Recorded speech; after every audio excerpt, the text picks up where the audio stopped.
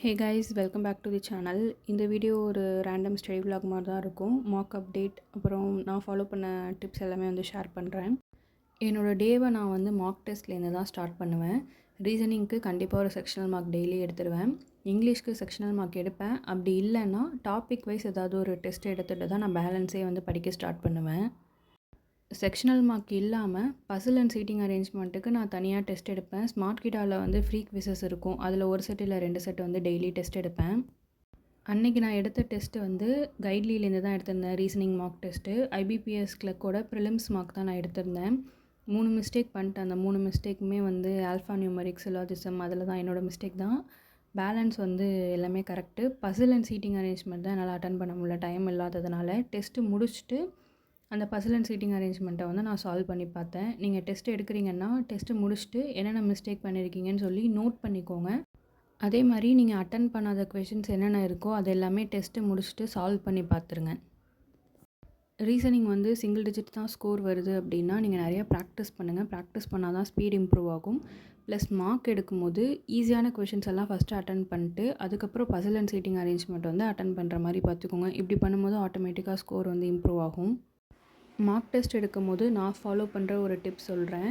நான் ஸ்டார்டிங்கே question solve பண்ண மாட்டேன். நமக்கு மார்க் ஃபார் ரிவ்யூன்னு சொல்லி ஒரு ஆப்ஷன் இருக்கும். அந்த வந்து puzzle, seating arrangement, blood relation, இது 3 இருக்க கொஷின்ஸ் எல்லாத்தையுமே அந்த மார்க் ஃபார் ரிவ்யூ கொடுத்துட்டு பேலன்ஸ் இருக்க கொஷின்ஸ் எல்லாம் சால்வ் பண்ணிட்டு தான் நெக்ஸ்ட்டு பிளட் ரிலேஷன் வருவேன். அதுக்கப்புறம் பசில், சீட்டிங் அரேஞ்ச்மெண்ட்டுன்னு சொல்லி அப்ரோச் பண்ணுவேன். குவான்ஸுக்கும் இதே மாதிரி ஃபாலோ பண்ணுங்கள். டிஐ வந்து லாஸ்ட்டாக அப்ரோச் பண்ணுங்கள். First simplification, approximation, number series, இந்த மாதிரி இருக்க ஸ்பீட் மேக்ஸ் எல்லாம் முடிச்சுட்டு நெக்ஸ்ட்டு அரித்மெட்டிக் போங்க. அதுக்கப்புறம் டிஐ போங்க. இந்த மாதிரி பண்ணும்போது கொஷின்ஸ் ஈஸியாக அட்டன் பண்ண முடியும். இங்கிலீஷ்க்கு வந்து நான் எப்படி என்னோடய ஸ்கோர் இம்ப்ரூவ் பண்ணேன்னு சொல்லி ஒரு வீடியோ போட்டிருப்பேன். அந்த வீடியோ செக் பண்ணாதவங்க அந்த வீடியோ போய் பாருங்கள். அதில் டீட்டெயில்டு எக்ஸ்ப்ளனேஷன் இருக்கும். இந்த வீடியோவில் நான் குயிக் டிப்ஸ் மாதிரி தான் ஷேர் பண்ண போகிறேன். 120 ரூல்ஸ் கண்டிப்பாக படிக்கணுமான்னா மெயில் பண்ணியிருந்தீங்க. 120 ரூல்ஸ் கண்டிப்பாக படிக்கணும். அதை படிச்சுட்டு உங்களுக்கு புரிகிற மாதிரி ஹிண்ட்ஸ் மாதிரி எடுத்து வச்சுக்கோங்க. குயிக் ரிவிஷனுக்கு வந்து ஈஸியாக இருக்கும். கிராமர் வந்து ஸ்ட்ராங் பண்ணிட்டு உங்களோட ஸ்ட்ராங் அண்ட் வீக் ஏரியாஸ் என்னன்னு சொல்லி அனலைஸ் பண்ணிட்டு வீக் ஏரியாவில் அதிகமாக ஃபோக்கஸ் பண்ணுங்கள். நெக்ஸ்ட்டு வொக்காப்ஸ் டெய்லி படிக்கணும். அதை சென்டென்ஸ் ஃபார்ம் பண்ணி படிக்கிற மாதிரி பார்த்துக்கிட்டிங்கன்னா உங்களுக்கும் ஈஸியாக ஞாபகம் இருக்கும். எடிட்டோரியல், நியூஸ் பேப்பரில் எடிட்டோரியல் படிக்க கஷ்டமாக இருக்குன்றவங்க இனிஷியல் ஸ்டேஜில் ChatGPT யூஸ் பண்ணி ப்ராக்டிஸ் பண்ணுங்கள். அந்த மெத்தட் கொஞ்சம் எஃபெக்டிவாக இருக்கும். நெக்ஸ்ட்டு ஸ்டெப், டெய்லி ஒரு ஆர்சி சால்வ் பண்ணுங்கள்.